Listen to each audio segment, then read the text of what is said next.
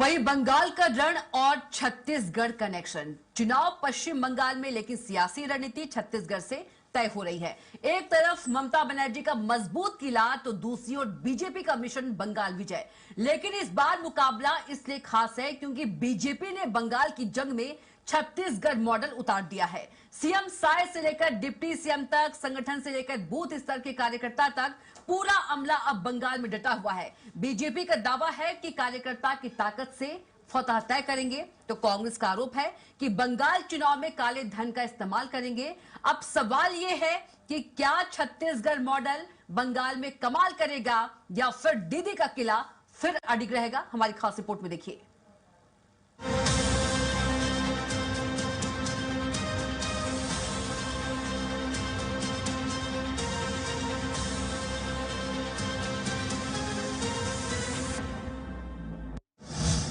बंगाल के रण में छत्तीसगढ़ बीजेपी की एंट्री। 294 में से 150 सीटों पर छत्तीसगढ़ के नेताओं को कमान। 56 सीटों की जिम्मेदारी पवन साय के हाथ। बंगाल में डटे छत्तीसगढ़ के नेता और कार्यकर्ता। सीएम विष्णुदेव साय आज बंगाल दौरे पर। नामांकन रैलियों में दिखेगा बीजेपी का शक्ति प्रदर्शन। केंद्रीय गृह मंत्री अमित शाह 15 दिन बंगाल में रहेंगे। डिप्टी सीएम विजय शर्मा को मिली बड़ी जिम्मेदारी।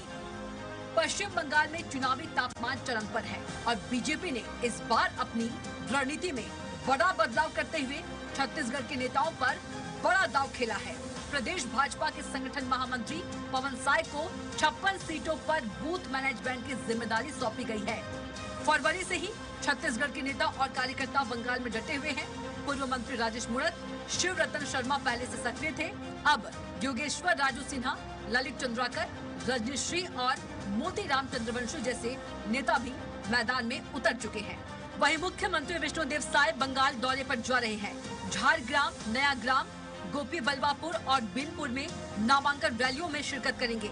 वहीं सबसे अहम बात है कि केंद्रीय गृह मंत्री अमित शाह ने 15 दिन बंगाल में रहने का ऐलान किया है। छत्तीसगढ़ के डिप्टी सीएम विजय शर्मा को उनकी सभाओं की पूरी कमान सौंपी गई है।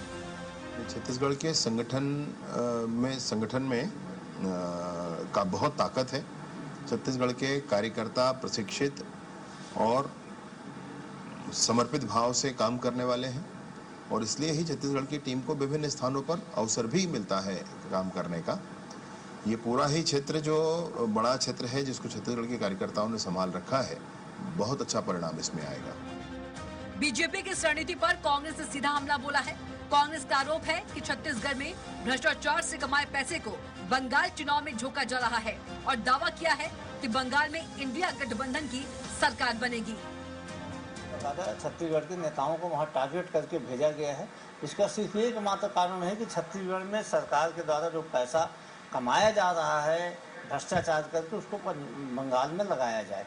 और बंगाल भारतीय जनता पार्टी ने बंगाल चुनाव में छत्तीसगढ़ को एटीएम के रूप में उपयोग करना शुरू किया है और वहाँ पे किस प्रकार से चुनावी गड़बड़ियाँ की जाएंगी, उसकी रणनीति भी छत्तीसगढ़ के लोगों को सौंपी गई है। वहीं बीजेपी ने पलटवार करते हुए कहा कि पार्टी की ताकत उसके कार्यकर्ता है और इन्हीं कार्यकर्ताओं के दम पर बीजेपी ने कई राज्यों में जीत हासिल की है। बीजेपी का कहना है कि कांग्रेस भ्रष्टाचार की बात कर रही है, लेकिन उनके अपने कार्यकाल में नेता और अधिकारी जेल बेल पर रहे। मुख्यमंत्री निवास में उप सचिव आज जेल में है, उनके कई अधिकारी जेल में हैं। अभी बड़ी मुश्किल से उनके मंत्री बेल में हैं और उनके परिजन तक, पूर्व मुख्यमंत्री के परिजन तक बेल में हैं। और ये भ्रष्टाचार की आस पूरे कांग्रेस के प्रत्येक मंत्रियों पर मुख्यमंत्री तक पर लगी थी। इसलिए कांग्रेस को हर कारण में भ्रष्टाचार दिखता है। वास्तव में भारतीय जनता पार्टी कार्यकर्ताओं पर आधारित पार्टी और उनके दम पर चुनाव जीतती है, इसलिए उनकी जिम्मेदारी अलग अलग राज्यों में लगाई गई है।